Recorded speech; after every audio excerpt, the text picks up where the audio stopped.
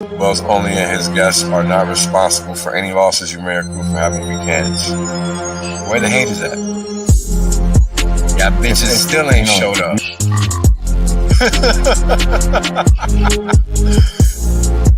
And now, right, we got HEX, flawless uptime. People thought this was a joke. Now they're mad at the chart. It's lullaby music, really, right? This is Wales only. Glad you guys can make it out. I'm making some claims that are pretty outlandish, but I can back them up. Boom. End of story. There is no other crypto out there, so don't get it twisted. If you don't understand where you're parking your money, you're gonna pay the consequences for that, and that's just how the cookie crumbles. Boom. We're obliterating everybody, literally. There is nobody else that comes close to what HEX has done.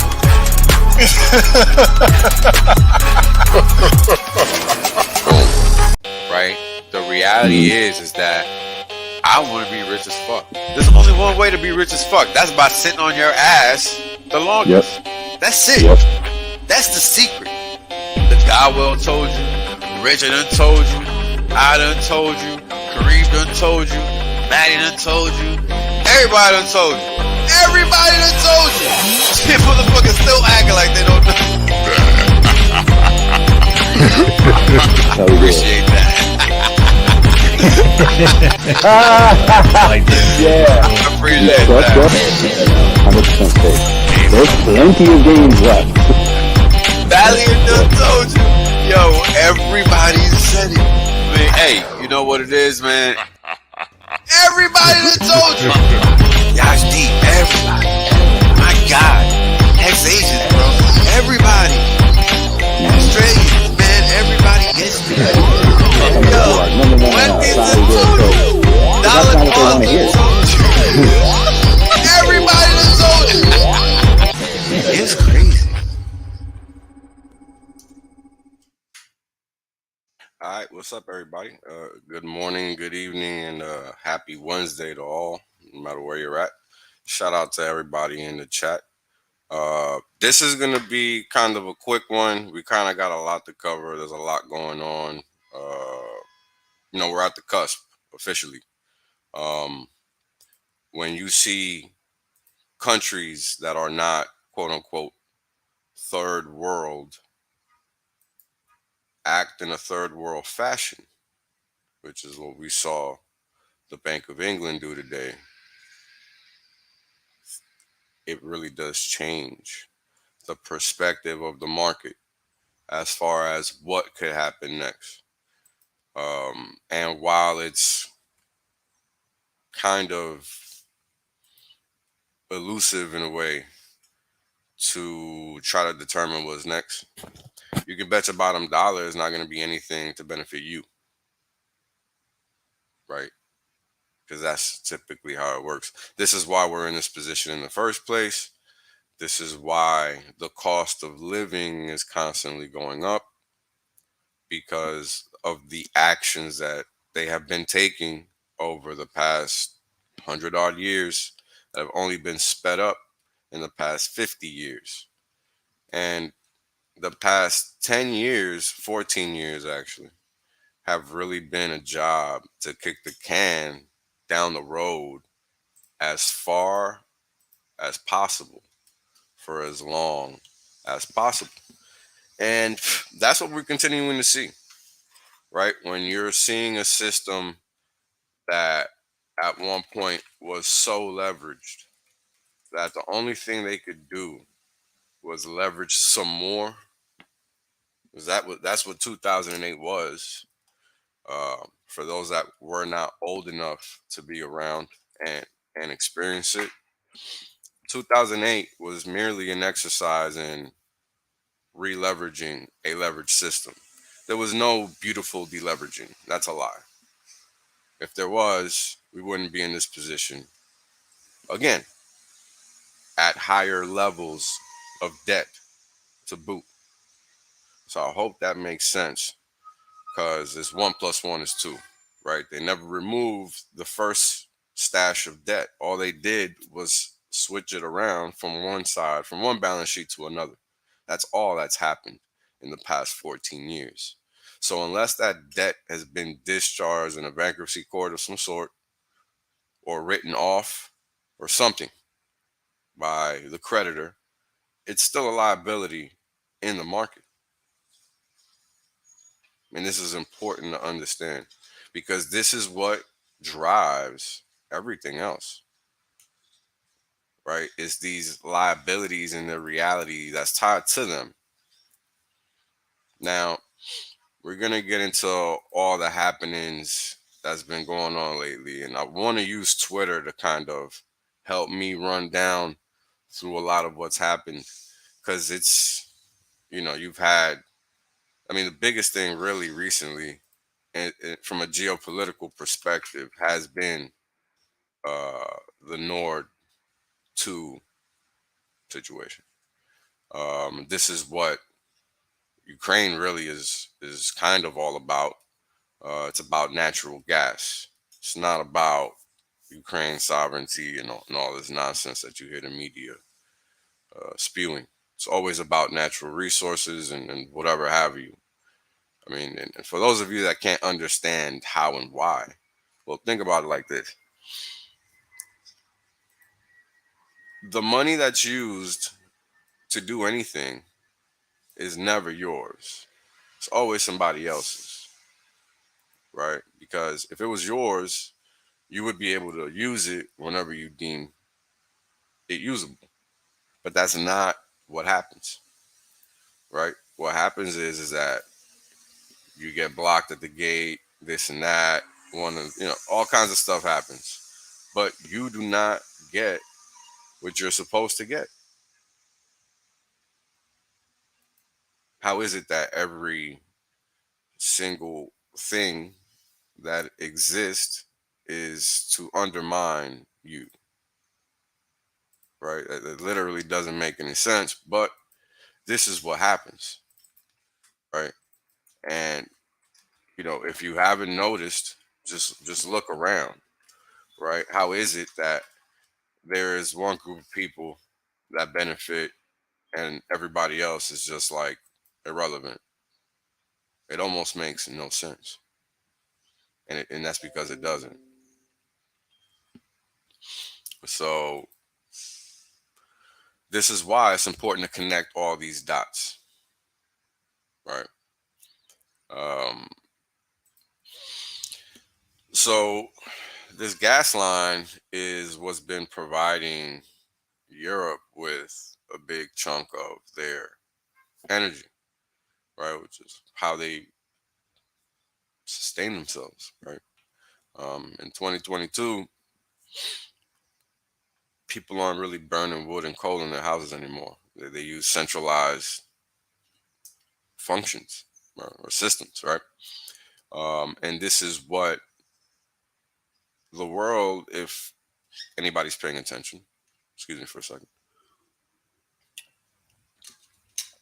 is learning full and well about the dangers of centralization in many facets, many forms, in education, in finance, now in energy, right? It's learned that in the respect of supply chains, right? Like all these lessons that the world is learning about how centralization is bad.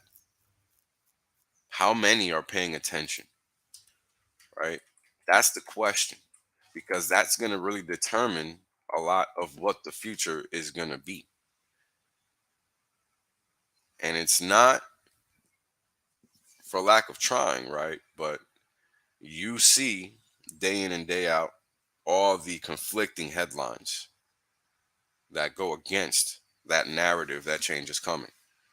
But yet you see stuff like this that doesn't make sense, that completely puts the people that benefit in a precarious position.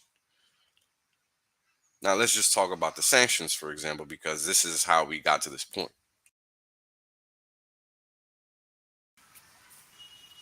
Now, the sanctions were meant to hinder Russia's ability, and I'm talking about the U.S. sanctions on Russia. They were meant to hinder Russia's ability to do anything. That was literally the objective. Has that happened in any way, shape, or form? No, not at all. In fact, all it's done is hinder the living population, not the politicians. Politicians are never impacted by any sanctions. And this is a fact, not an opinion. You're just seeing a whole 6 or 7 months worth of that being a fact. So I hope that people that don't believe can go back and just look at the headlines and follow the stories and look at where we're at now. It's evident. So it's not an opinion. It's just how the math works. If the sanctions are not pointed in direction of the element that is supposed to be sanctioned, then they're not going to work. It's really that straightforward. Um, so let me try to pull up this font because it's easier to talk about these things as they're in your face, so to speak. Um, and there's just so much, right? But the main thing I want to focus on is actually, I know what to do. The main thing I want to focus on is the BOJ, or not BOJ. Well, so last week you had the BOJ, or that might have been over the weekend. I can't remember when it happened. But they literally blocked. Actually, let me share my screen instead. That'd be better. They actually blocked the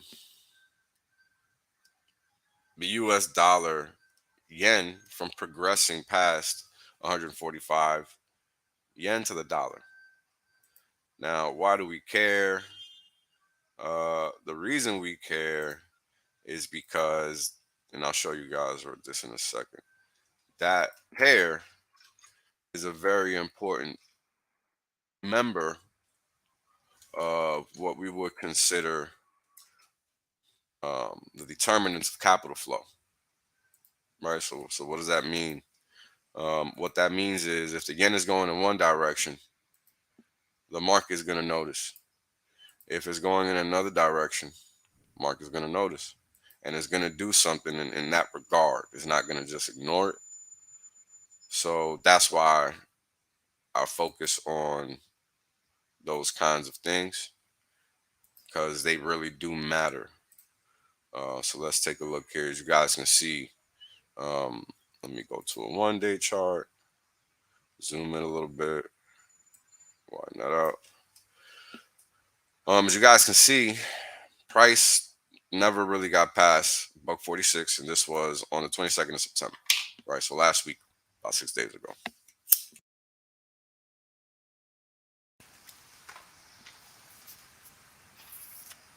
And as you guys can see by this candle, it almost looks like it was supposed to top out on that day because it looks like one of those candles, right? Like an outside candle is what it's called. And what an outside candle is a candle that surpasses the range for a predetermined range, right? And I mean, we can go back just looking as far as market structure allows us to. We can see that the 140 area was resistance up until this point in time.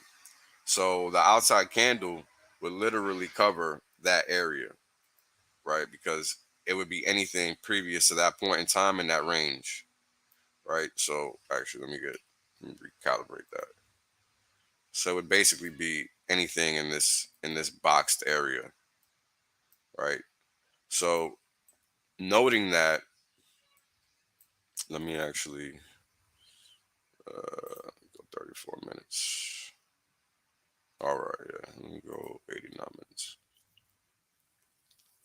All right, so here we have 89 minutes for candle.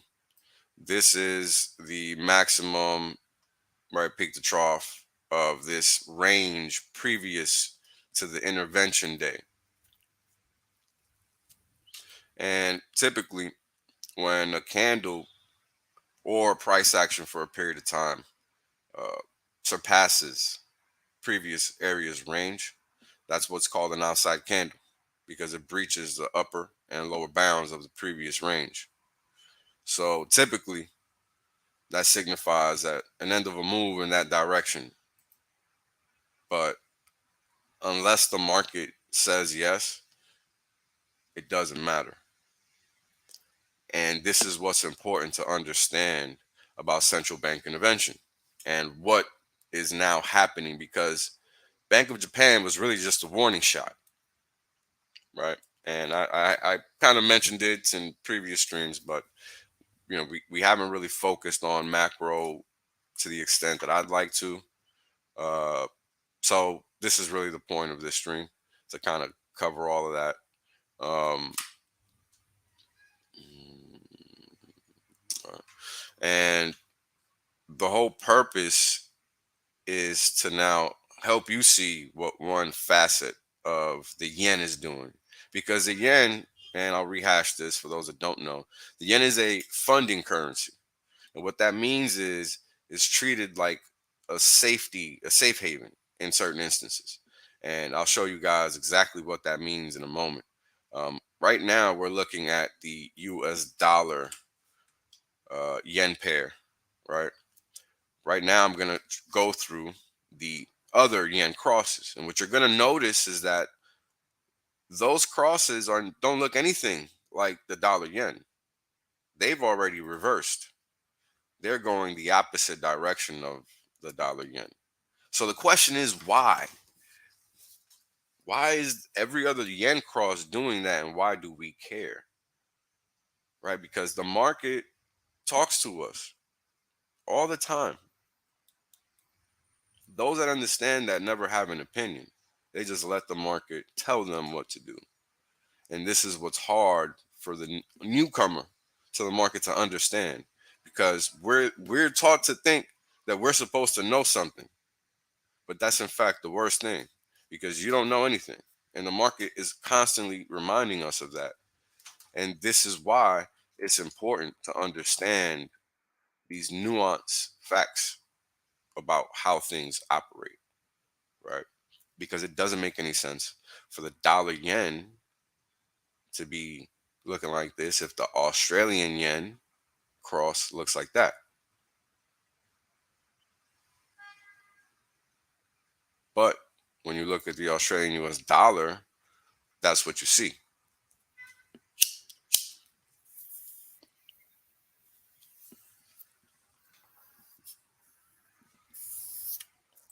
Swiss franc yen, similar kind of move, but since the franc is kind of similar to the dollar, it's already ran into continuation, i.e., the market ignoring the threat from the issuer of the currency, right?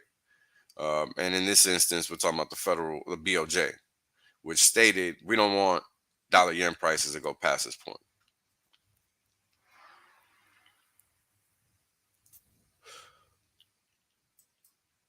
Euro yen, completely reversed, right? Completely reversed.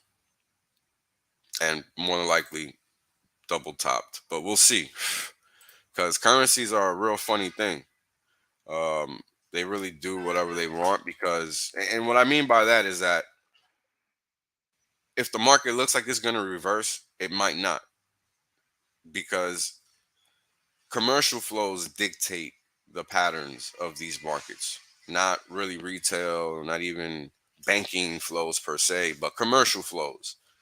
What are these entities that are cross-bordering the euro and the yen? Like, what's the economic transaction activity there? That's the answer to what's going to actually move this currency over time. It's not really central bank activity.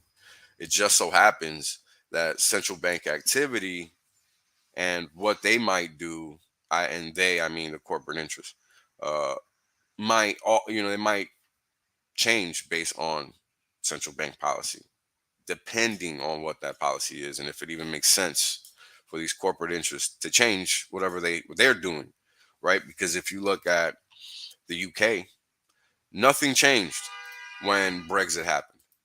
Nothing. It was just said that it was going to be changed. That stuff was going to change, but nothing actually changed, because nothing just changes that way. It just doesn't work that way. So if we look at this chart, it's 21 days per candle, and over this previous trend, going up until I guess May, which is when it kind of topped out the first time. 44.27 line June. It went up 26% of currency. Okay. Now, for those that don't know, that's a huge move in 2 years' time for a currency. 26 measly percent. Right? I know for us in crypto, that's an afternoon or less. But in FX, foreign exchange, spot foreign exchange, 26% is huge.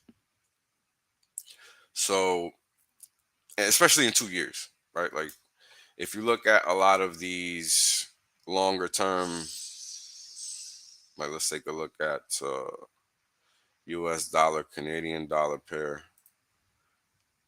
If you look at this cross, same period of time basically, it's only done 15%, right? 18 bars for 193 days. So half the time, less than a little bit more than half of the gain, right? But this is during a period where the dollar is ripping, right? Like it's on a tear, it's on a mission.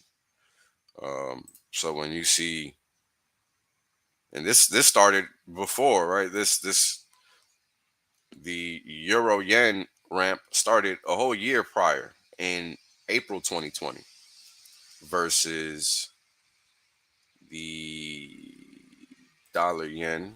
Was it a dollar yen? No, dollar CAD. Hold on. Versus the dollar CAD that started ripping a whole year and a month later in May 2021. So, sometimes the market will give you some signals if you know where to look. See here, February, March, April. You see the ramp happening in the pound versus the yen. Now, we come back and look at the dollar.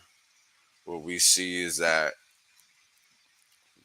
euro versus dollar. What we see is that February, March, April 2020, that pair also bottomed and it ran up into December, January 2021. But that was it. Ever since then, never looked back. It's been in a straight bear market ever since. So this is what we'll see when we go look at a dollar chart, right? Now let's just go look at that for comparison's sake. January 2021. And that's just a function of how the US dollar as an index is constructed, right? Because it's 60%. And let's see, let's look this up. Dollar.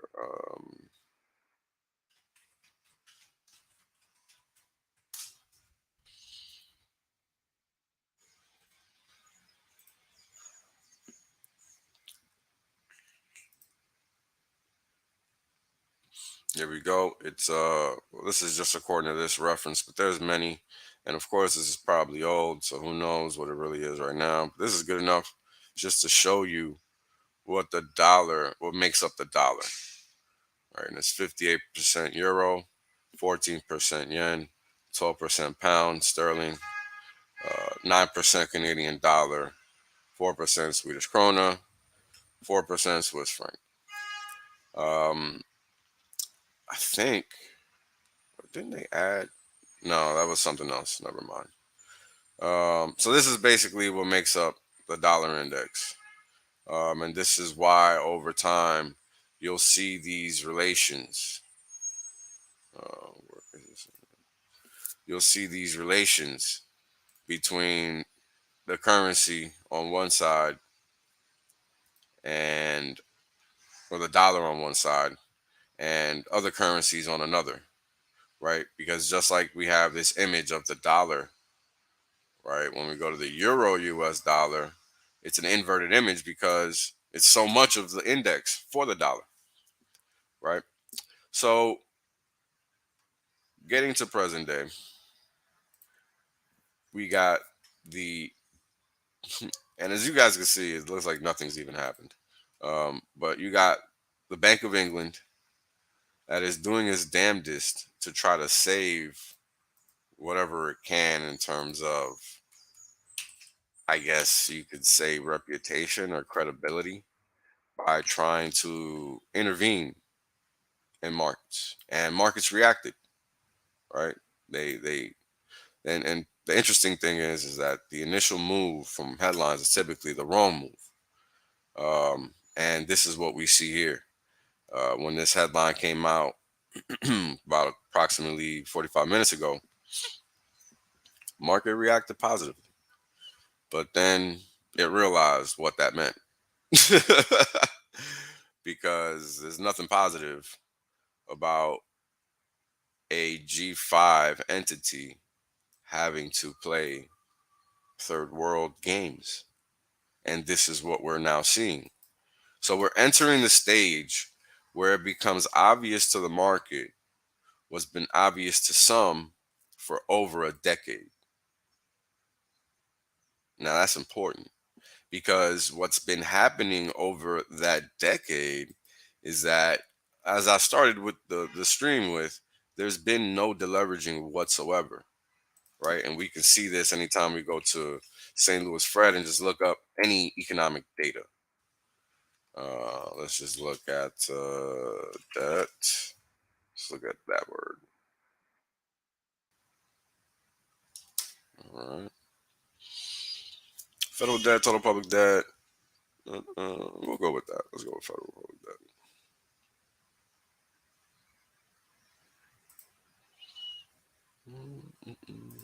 Let's go with the past 20 years. Okay. Now, 2000, we already know about the tech bubble, right, from 2000. It popped, right? So we know. This is what happened here. In fact, let me zoom out a little bit more. Okay. So now we can see, let's go back to 97. Let's go back to 95, in fact. Okay. So now we see going back to 95, 95 through 2001. Debt just kept going up. Never slowed down. This is tech bubble territory right here. Things just kept going up. Debt never stopped. Right. And this is critical to understand because this is what separates you making the right decision from you making the wrong decision. Right. Now, as you guys can see, Q3 2001, 5.8 trillion. Q3 95, 4.9. So basically a trillion in 6 years. Right. Now, fast forward to the next financial crisis. What happened? Well, that increased about, let's see, almost 100% up until the point prior to the official call of the crisis. Right. And then let's just catapult that bad boy. And this is what happened. Instead of the debt being delevered, meaning going down, it got ramped up higher. I mean, from the start of all of this, which in my mind is really Q1 2007, we've gone from 8.8 trillion in total public debt to 26 whatever, 30 and a half trillion in public debt. 30 and a half. This is what's happened to try to quote unquote save the economy since 2008 to now.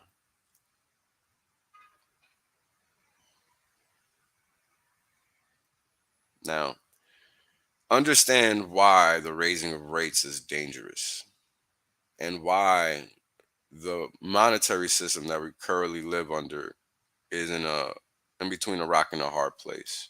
And this is why crypto and understanding what's happening is imperative. Because if you don't, you're bound to get blindsided.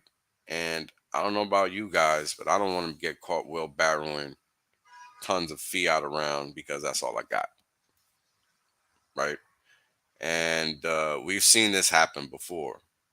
There's no reason it can't happen again, given the fact that these so-called overseers of the system are conducting themselves in the same precise fashion as what led to that point in time. And I didn't realize that I had this thing blocking you guys up here. Sorry about that. But this is very important to understand. They've been kicking the can down the road to the tune of $20 trillion from Q1 2007 to now. And now we see, what is this? Um, we see the pound at 1985 lows, or 1982, excuse me. Is it 1982 or 85? It is 85. And we've breached those levels on a price action basis intraday. We just haven't closed below there just yet. But every cross you look at, Australian dollar to the yen, or Australian dollar to US dollar, you got to go back. I mean, well, this is related to the Rona situation, and that's just a mess. Like, Australia is just a mess. I don't really know what to say. Australia's just a mess.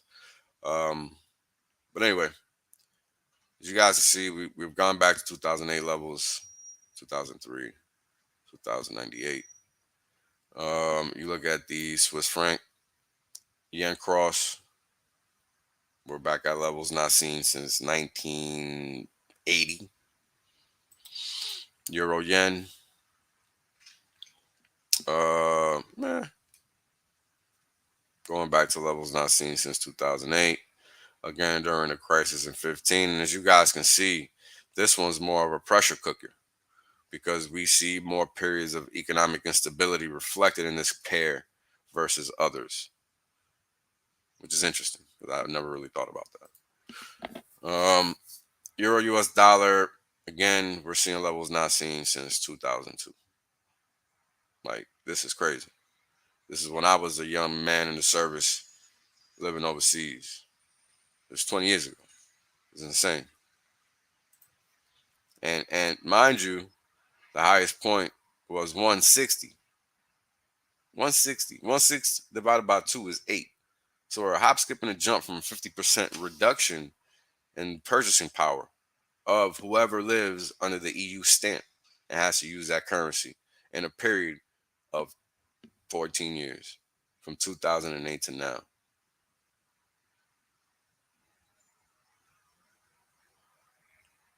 50% reduction in your ability to save if you live in the European Union.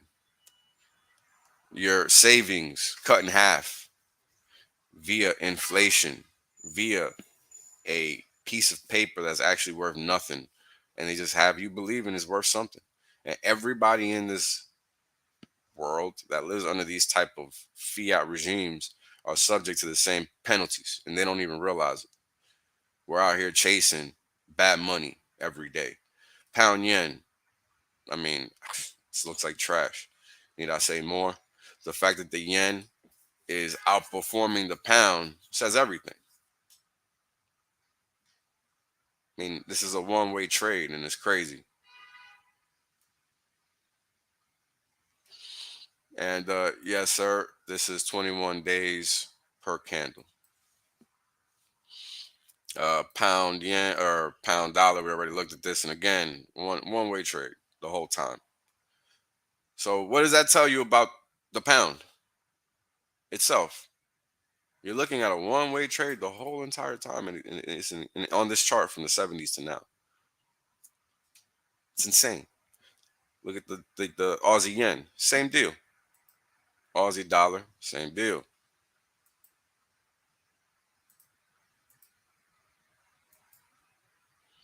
Right? So these currency regimes are running into what I call the terminal endpoint.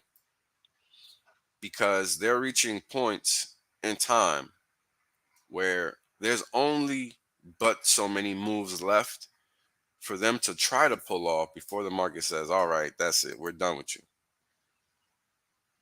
Dollar Swiss franc, one way trade, all the way down, all the way down.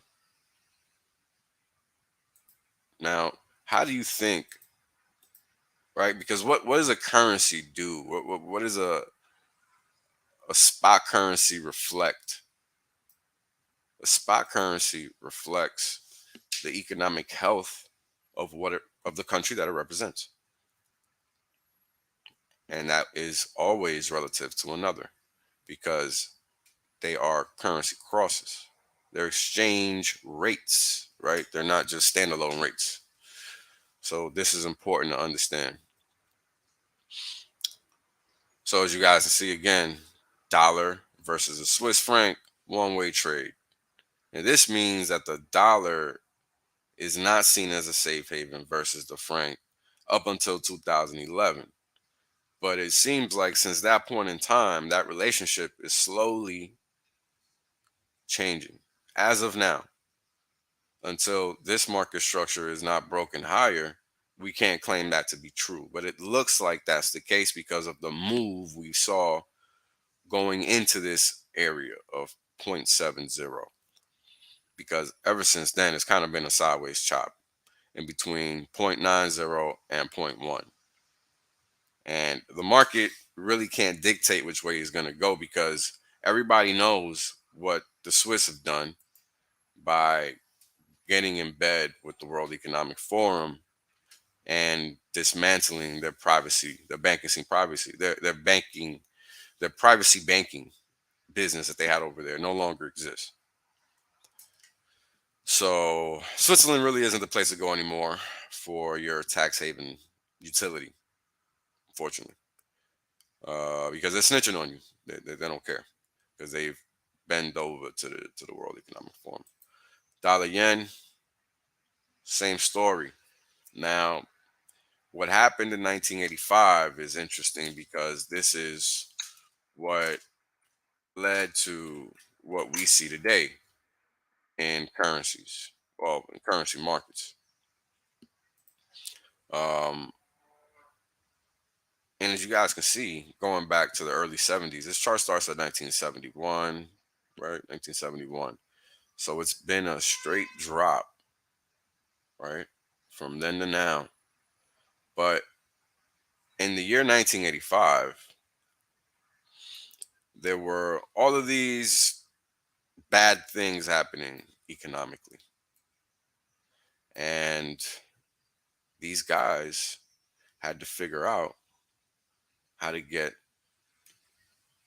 the dollar to be the centerpiece of their plan because that's really the only way that they could do what they needed to do. How the 1985 Plaza Accord ended an earlier bout of dollar strength. Simple. That's all that this was for. And it was an agreement between G5 nations, France, Germany, because it was West and East Germany at that time, 1985. Wall didn't come down to like 1991. Japan and the UK uh, basically signed FX swap agreements to devalue the dollar.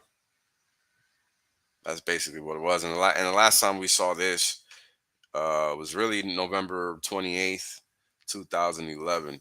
And the reason I remember that date specifically is because I took a nice $3,000 hit as soon as that headline came out. So I'm never going to forget that because it was the same thing. So over time, and this is when I started realizing this is 2011. I had only been trading live maybe 2 years or so at the time, maybe less. Anyway, point is, that's when I started realizing is that they're just doing the same thing time and time again and changing the name of the action that they take. At this point, they called it the Plaza Accord. Today, it's called QE.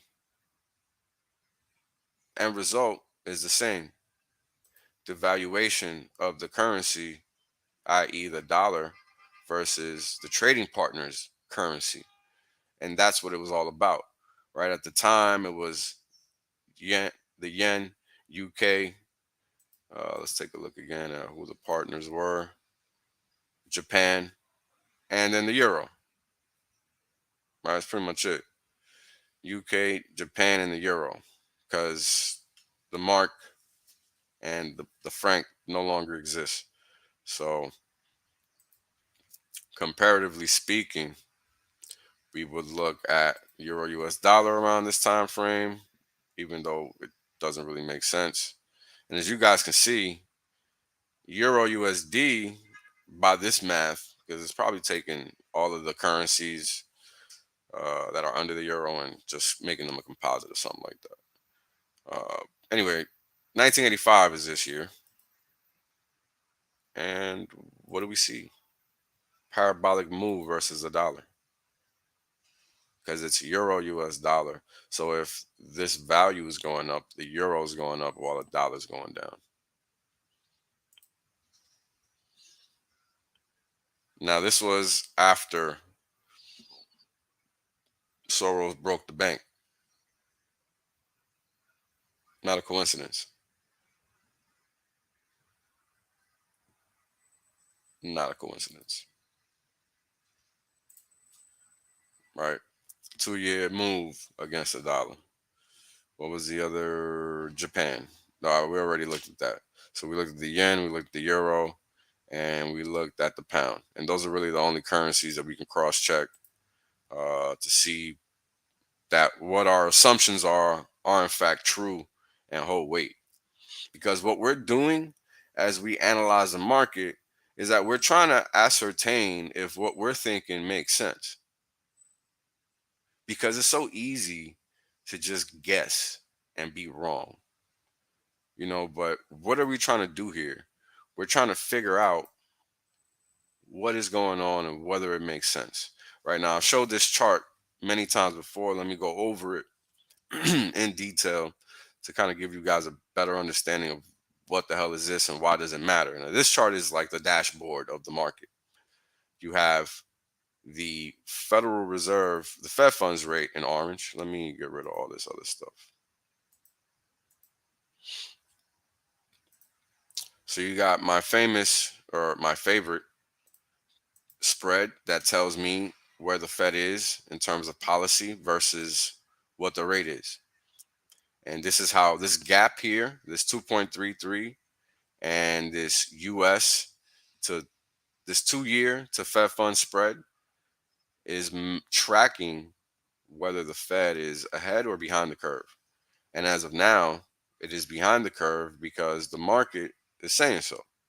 So whatever they're doing to try to walk rates higher or talk rates higher, it's not working. That's what this means. Now, typically, when we're looking at stuff like this, the market is doing what it does, right? And what we're seeing here is a lot of volatility. This is not normal. You don't see that anywhere else unless there's a period of instability, right? Like you don't see that kind of volatility. Like these rates stay in range. And that's what you're seeing here, right? Like they stay in some type of range, right? And I'm scrolling left through time so you guys have other vantage points to reference when I go back to the contemporary point in time. I mean, look at this here. This was during the crisis of 2005, 2008. Even then, we didn't see the rate volatility, interest rate volatility that we're seeing now. And that's very troubling.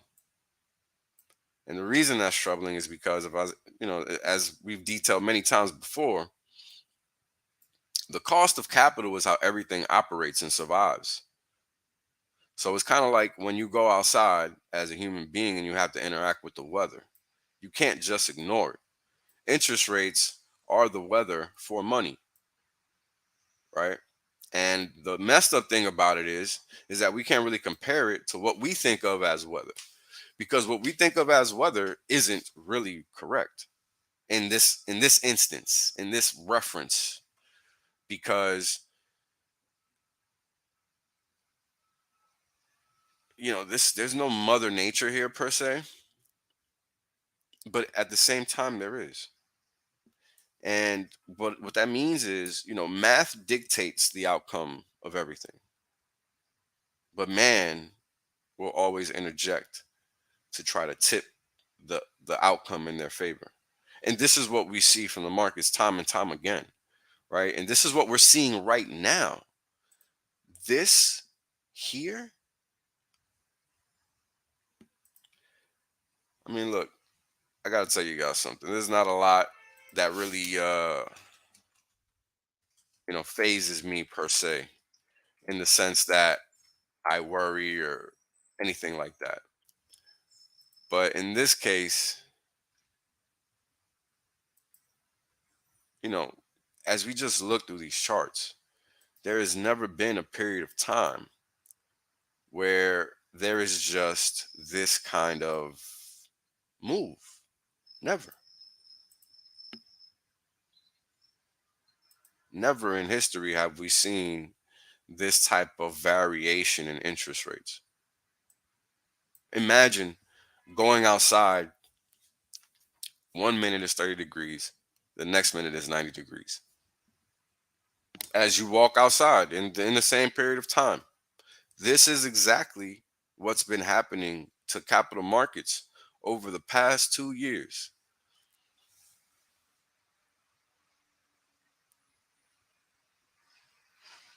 And these are the things you got to understand. There's no shortcut to this. You have to sit here and try to wrap your head around, why is it that the cost of living flip flopping around or shooting higher in most instances is a bad thing. There's nothing good about this, right? And all that's to say is that you have central banks now being shown to be powerless, starting with the BOJ, continuing with the Bank of England. And it all starts with the Federal Reserve, right, which is the central bank of the United States.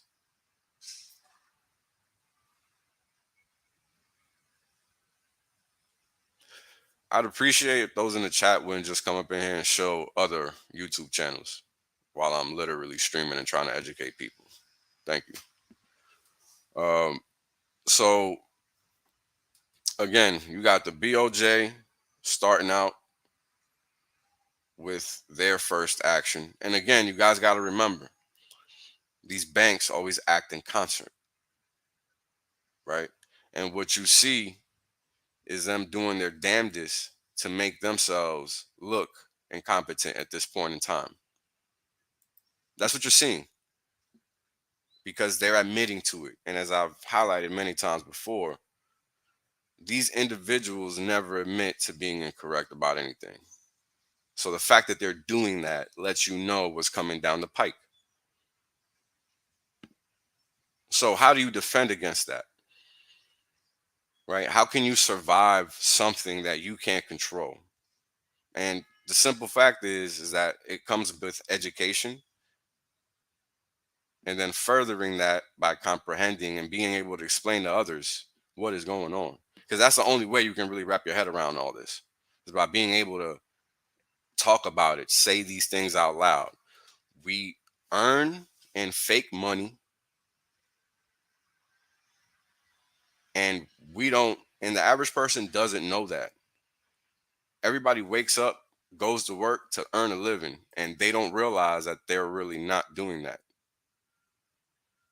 Because the money that they're earning, that thing that they're exchanging time for, is not benefiting them in any way.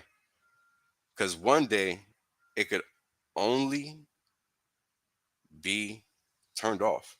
It's like USDC, for those that only know crypto. If you got USDC in your wallet, USDC Circle, the company that controls that, they can just turn it off. Every fiat currency is the exact same way. And this is why you now see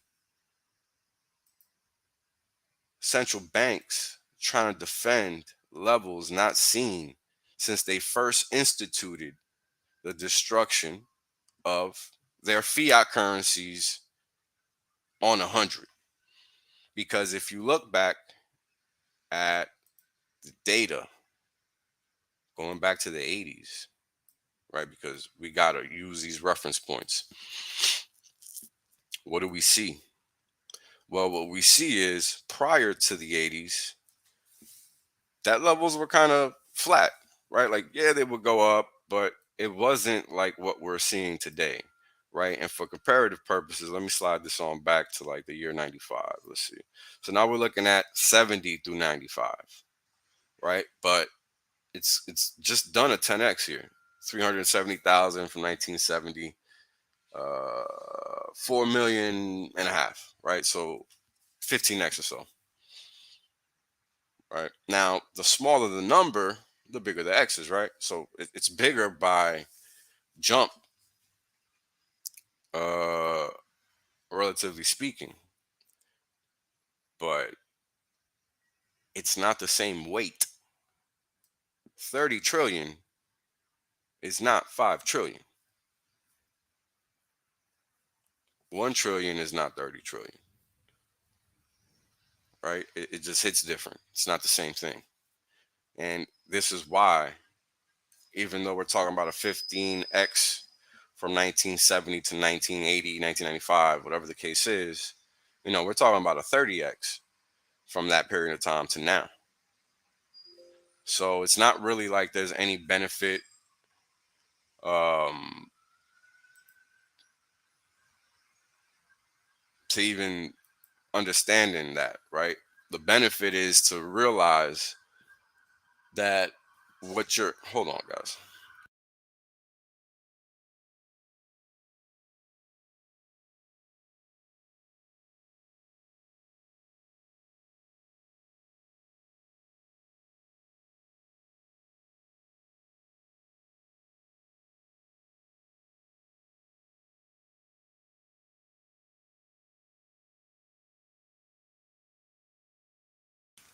All right. Again, the objective is to help you understand that things are out of control. The time to understand economic nuances is really come and gone. It's just about understanding the bare math, because the system it's a farce, right? And that's really the most important thing to really get out of all of this. The system is a farce. So no indicator, no nothing is really going to help you crack that if you don't understand that the bare problem or the actual problem is the money, the unit of account, because everything is derived from that. Everything. Everything. So if you don't understand that the problem is the thing you're counting or doing the math on, then all the other math is irrelevant. And this is important to understand. This is why velocity of money, quantity of money, all these other funky, liquidity measurements, all these other things, they don't matter. Money supply is the only thing that matters. And what do we know about the money supply? Because we're looking at it right now. We know it only increases. And we know it's not real money. So what does that lead to? It leads to an ugly picture. Nothing positive, right? Because what's their goal? As we all know, CBDCs. And what's a CBDC? It's a tool to control what you can do as a human, right? That's the whole point. So we've come from tree sticks and grains and seashells and whatever have you as money to gold, silver, to now receipts for claims on nothing, because it was gold and silver. But now it's literally just receipts for nothing. They're literally IOUs And that's it. They're not backed by anything. And this is every fiat currency pretty much that you know of that's controlled by the World Economic Forum and or a central bank. And this is just how it is, because there is no way that you're ever going to win a race at which you are always behind it. And that's exactly what happens when you deal in interest based money, right? And we've talked about the difference between interest and yield before, right? Which is why I went through this campaign to make sure that the word interest was changed on the HEX.com website. People still using it correctly, but that's on them, not my problem. Yield is not interest. And there's a reason why interest tied money is a bad thing. And we're living it right now. And this chart tells you it. This one simple chart. Now, let me see if I can find some other chart real quick, because this is gonna be the one I'm gonna wrap it up on. Because this chart, it makes the point very crystal clear that I'm trying to make.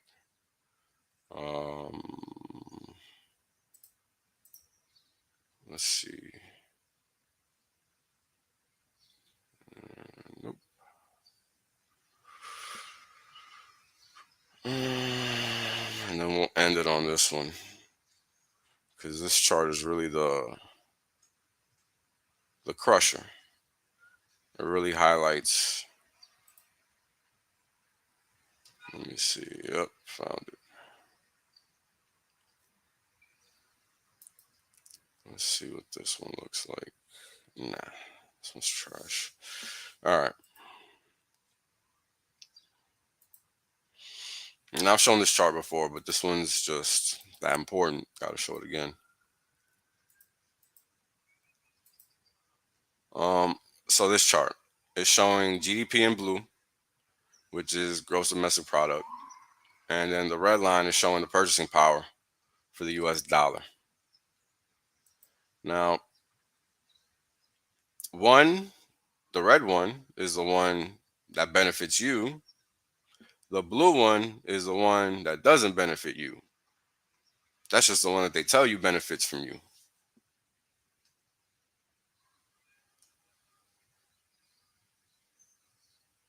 Now, how is it that your purchasing power going down is a good thing? It's not. But yet, this is what's promoted to us as a good thing. And this is what these banks do anytime they engage in their coordinated activity, right? Whether it's up or down, doesn't matter. The objective is that you lose. And this is what we see over time. This is why this red line, which is the consumer price index for all urban consumers, or purchasing power of the consumer dollar in US cities, only downward. Only 100 years of data, and it's only gone in one direction. But yet, this is what people want to hoard and hold. How much sense does that make? Right now, you can get multiple quantities. What hex is 3 cents, 3.2 cents. For $1, you can get more than 10 hex. But you can't go to the store and get some corn for $1. Now, this is a dichotomy of the economy under which we presently live. And the decisions that we have to make moving forward are only going to get harder because of the games that are being played by the political entities that think that they can play these games. So they have to continue to box themselves in while looking foolish and admitting to being foolish in order to achieve their objectives, because that's the only way they could try to introduce a new economic system, i.e. CBDCs, while nothing is happening, because nothing is happening. They keep trying to start wars. They keep trying to antagonize Russia. They keep trying to get people to be scared and wear face diapers and all this crazy stuff for no reason.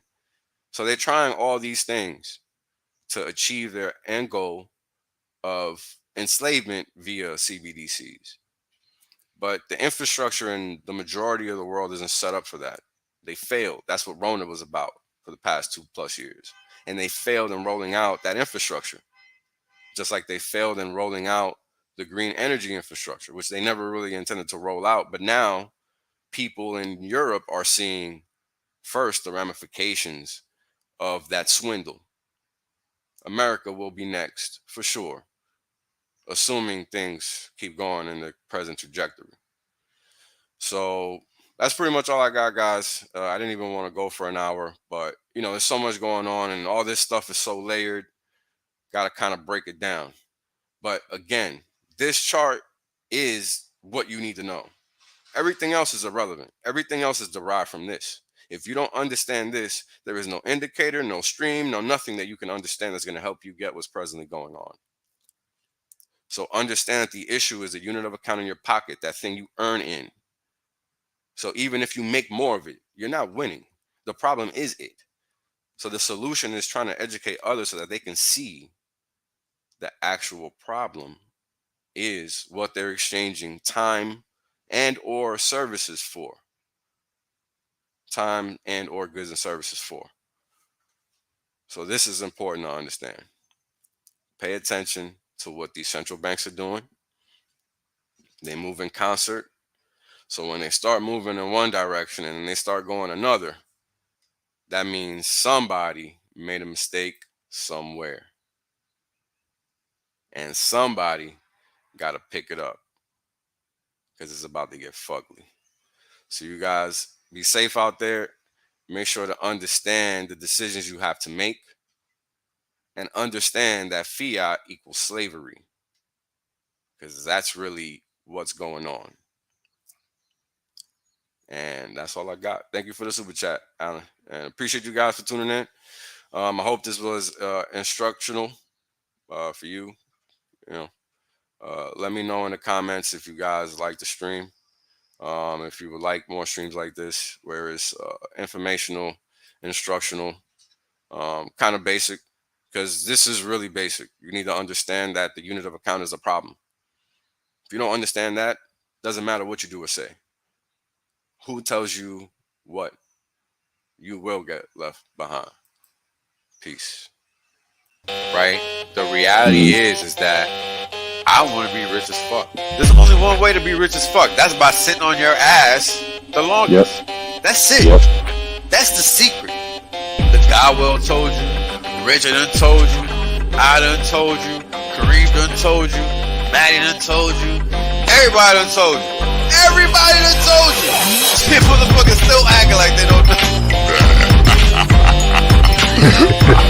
Appreciate that. Yeah. I appreciate that. 100% safe. There's plenty of games left. Valiant done told you. Yo, everybody said it. I mean, hey, you know what it is, man? Everybody done told you. Y'all deep, everybody.